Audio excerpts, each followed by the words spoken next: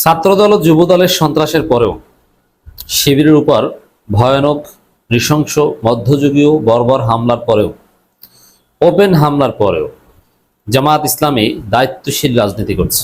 শুধু দায়িত্বশীল না, সর্বোচ্চ দায়িত্বশীল এবং আত্মসংযমের রাজনীতি করছে। দর্শক, পরিস্থিতি যেদিকে যাচ্ছে তাতে 111 ঘটতে বেশি সময় লাগবে না। যেমন ঢাকা আলিয়া মাদ্রাসার প্রিন্সিপালের উপর বিএনপি, ছাত্রদল, যুবদল সন্ত্রাসীরা তাকে হত্যার উদ্দেশ্যে যেভাবে হামলা করেছে, তার মাথায় যেভাবে ভয়াবহভাবে আঘাত করেছে, এতে তার মৃত্যু ঘটা একদম স্বাভাবিক ছিল। তো এরকম আঘাত করতে করতেই দেখবেন যে হঠাৎ একজনে নাই হয়ে গেছে। তারপরে কি সেনাবাহিনী বা নানান গোষ্ঠী আঙ্গুল চুষবে? বাংলাদেশে সরকার দলীয় লোকজন সরকারি লোকজনকে এভাবে কুপিয়ে হত্যা করবে? ঢাকা আলিয়ার প্রিন্সিপাল একজন বিসিএস ক্যাডার, তো তাকে এরকম কুপিয়ে মেরে ফেলবে সরকার দলীয় সন্ত্রাসীরা? অথবা ঘটনা আরো ঘটে যেতে পারে, যেমন বিশ্বজিৎ হত্যাকাণ্ডের মতো ঘটনা প্রায় ঘটে যাচ্ছিল সেই পুরান ঢাকায়।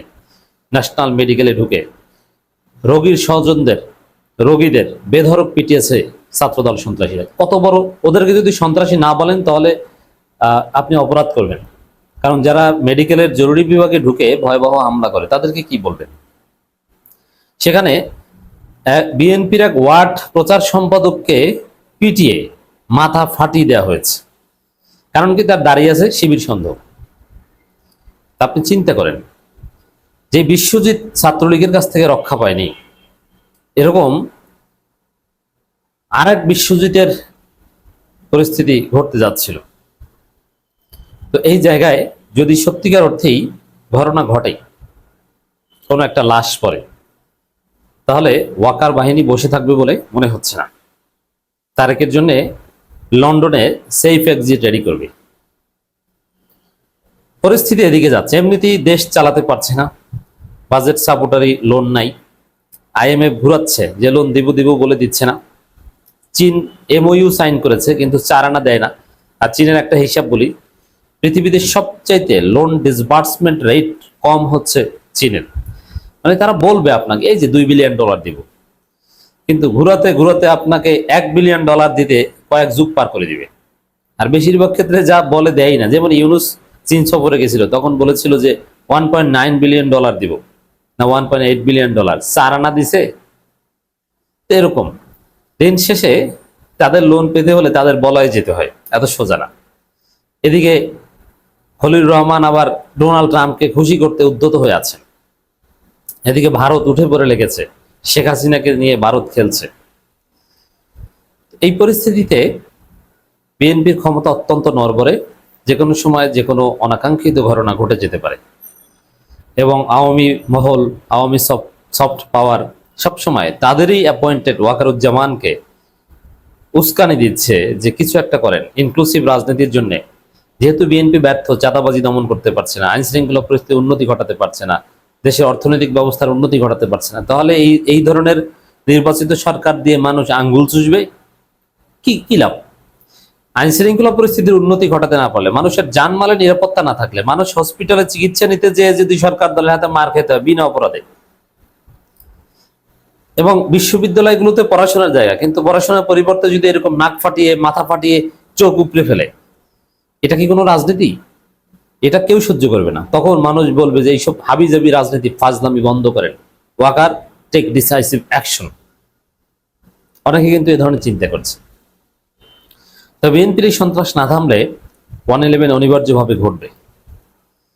আর যদি ঘটে, শুধু এই বিএনপির এই সন্ত্রাসের কারণেই ঘটবে, বিএনপির ব্যর্থতার কারণেই ঘটবে। এর পূর্ণ দায় বিএনপিকে নিতে হবে। অতীতে বাংলাদেশে মানুষের ভোটাধিকার হরণ, এই ভোটাধিকার হরণ, তত্ত্বাবধায়ক সরকার ব্যবস্থা বিলুপ্তকরণে সবকিছুর জন্য মৌলিকভাবে দায়ী বিএনপি। জাতীয় নেতাদের ফাঁসি, মাওলানা নিজামী, মুজাহিদ, আলী হাসান মুজাহিদ, কাদের মোল্লা, কামরুজ্জামান, মীর কাসেম আলী, সালাউদ্দিন কাদের চৌধুরী, আব্দুল আলিম, এদের যাদের ফাঁসির রায় বা ফাঁসি হয়েছে, সব কিছুর জন্য দায়ী বিএনপি। কারণ কি? বিএনপির ভুলে 111 তৈরি হয়েছে। বিএনপি যদি বিচারপতিদের বয়স বাড়ানো, ভুয়া ভোটার তালিকা তৈরি, একটা একতরফা নির্বাচনের চেষ্টা 2006 সালে না করতো, তাহলে 111 ঘটতো না। বিএনপির ভুলে 111 ঘটেছে। আর সে 111 এসে জাতীয় নেতাদের ফাঁসির ভিত্তিপ্রস্তর স্থাপন করেছে। সে 111 হাত ধরেই হাসিনা ফ্যাসিস্ট সরকার কায়েম করেছে এবং বিএনপির দেখানো পথ ধরেই বিএনপি আওয়ামী লীগ তত্ত্বাবধায়ক সরকার খেয়ে দিয়েছে, একদম পুরোপুরি ফ্যাসিস্ট হয়ে গেছে। তার মধ্যেও আবার বিএনপির ব্যর্থতার ফলে হাসিনা টিকতে পেরেছে। বিএনপি আন্দোলন বিক্রি করে দিয়েছে, আন্দোলনের ঘোষণা দিয়ে রাজপথে কোনো কর্মসূচি বাস্তবায়ন না করে তারা ঘরে ফিরে গিয়েছে। এই যে বিএনপির ব্যর্থতা, এই জন্যই তো দেশের এই ভয়াবহ পরিস্থিতি। অতীতে যেরকম বিএনপি দায়ী বাংলাদেশের সব সমস্যার জন্য, আওয়ামী লীগ তো দায়ী, আওয়ামী লীগ তো করেছে, কিন্তু বিএনপির ব্যর্থতা এখানে আছে। ঠিক তদ্রুপ এবার যদি 111 ঘটে, এর দায় পুরোপুরি বিএনপিকে নিতে হবে। আর এবার 111 ঘটলে মনে রাখবেন যে বাংলাদেশের রাজনীতিতে আর কোনোদিন পিওর ডেমোক্রেসি আসবে না। এমনকি বাংলাদেশে তখন পাঠচক্রগুলোতে, সেমিনারগুলোতে আলোচনা হবে যে গণতন্ত্রকে ধুয়ে আমরা পানি খাবো না কি খাবো। গণতন্ত্র তো ফেল করেছে, অতএব লাগবে না ওয়াকার আপনি চালান, কোনো নির্বাচন নাই। নির্বাচনের পরিবেশ যেদিন হবে হোক, সেটা 15 বছর 20 বছর পর, তখন নির্বাচন হবে। আর যদি নির্বাচন হয়ও, ওই যে পাকিস্তানের মতো, সেনাবাহিনী যদি চায় ক্ষমতায় থাকবে, যদি না চায় তাহলে 1.5 বছর 2 বছর 2.5 বছর 3 বছর 3.5 বছর মাথায় ক্ষমতা ছেড়ে চলে যেতে হবে। কোনো সরকার মেয়াদ পূর্ণ করতে পারবে না। সেনাবাহিনীকে সন্তুষ্ট করে যতদিন থাকা যায় ততদিন এই পরিস্থিতি তৈরি হবে। তো দর্শক, বিএনপির যে এই সন্ত্রাস, শিক্ষা প্রতিষ্ঠানকে উত্তাল করে তোলা, আর বাংলাদেশের রাজনীতির ভবিষ্যৎ কোনো বাদ বদল যদি হয়, তাহলে শিক্ষা প্রতিষ্ঠানকে ঘিরেই হবে, বিশেষ করে ঢাকা বিশ্ববিদ্যালয় সহ প্রথম সারির বিশ্ববিদ্যালয়গুলোকে কেন্দ্র করে। আরেকটা বিষয় খেয়াল করেন, জগন্নাথ বিশ্ববিদ্যালয়ের এই ঘটনার সূত্রপাতটা কি নিয়ে? সেনাবাহিনী নিয়ে এবং চাঁদাবাজি, টেন্ডারবাজি নিয়ে। শিবির সহ সাধারণ শিক্ষার্থীরা চায় জগন্নাথ বিশ্ববিদ্যালয়ের হল সহ দ্বিতীয় ক্যাম্পাস নির্মাণ যে বিরাট কর্মযজ্ঞ, এটা সেনাবাহিনী করুক, কারণ তাদের বিশ্বাস সেনাবাহিনী করলে দুর্নীতি হবে না, অব্যবস্থাপনা হবে না, কাজের কোয়ালিটি মেনটেন হবে। আর ছাত্রদল চায় যে না, স্বাভাবিক টেন্ডার প্রক্রিয়ার মধ্য দিয়ে কাজটা হবে। আর কেন? যে সেনাবাহিনী কাজটা করলে সেখান থেকে চাঁদা খেতে পারবে না। আর এটা এক একজন ছাত্রদল নেতার জীবন মরণ প্রশ্ন।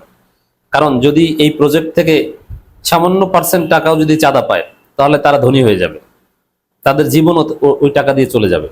আর সেনাবাহিনী কাজটা পেলে 1 টাকাও খাওয়া যাবে না। সেনাবাহিনীকে কাজ দেওয়া যাবে না, এর বিরুদ্ধে ছাত্রদলের অবস্থান এবং ছাত্রদলের হামলা। তাহলে এটা সেনাবাহিনীর আত্মসম্মানের কিন্তু একটা প্রশ্ন।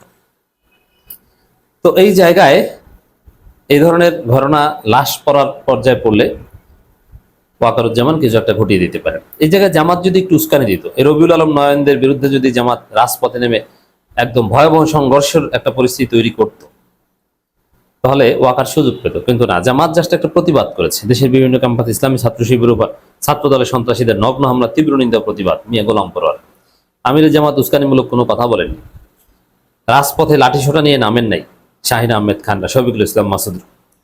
সর্বোচ্চ দায়িত্বশীল রাজনীতি করছে, মার খেয়ে নিজেদের সাময়িক পরাজয় হলেও শিবিরের ছেলেরা অনেকে অসন্তুষ্ট হলেও, কারণ জামাত এখানে বিএনপির মতো সেম আচরণ করলেই 111-এর পদধ্বনি শোনা যাবে।